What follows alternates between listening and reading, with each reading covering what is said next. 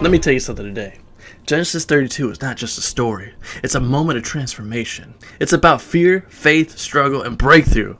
Jacob is on his way to meet Ezekiel, the brother he cheated, lied to, and ran from. And now, years later, Ezekiel's coming with 400 men.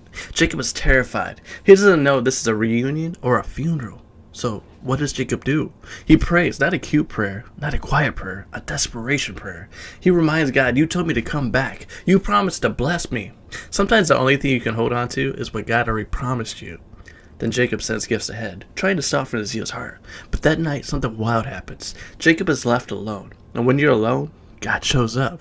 A mysterious man appears, and they begin to wrestle. Not for 5 minutes, not for an hour. They wrestle all night long. This is not a WWE match. This is a spiritual struggle. This is God dealing with Jacob's identity. Jacob had spent his whole life grabbing, scheming, manipulating. His name literally meant deceiver, but God said, I'm not blessing the old you. And when the man touched Jacob's hip, it was dislocated. Jacob would walk with a limp for the rest of his life. Hear me.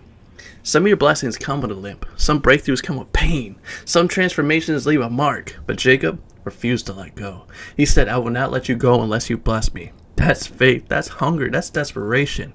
And God asked him, what is your name? Jacob said, Jacob. And God said, not anymore. Your name now be Israel, because you wrestled with God and prevailed. In other words, you are no longer who you were. You are no longer what you did. You are no longer defined by your past. God will rename you before he releases you.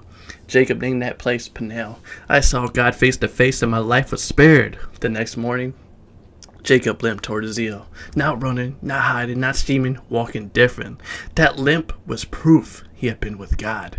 And let me tell you something today. If you wrestled right now, if you're scared right now, if you're facing your past right now, you might be closer to your breakthrough than you think. Because sometimes God has to wrestle you before he can release you.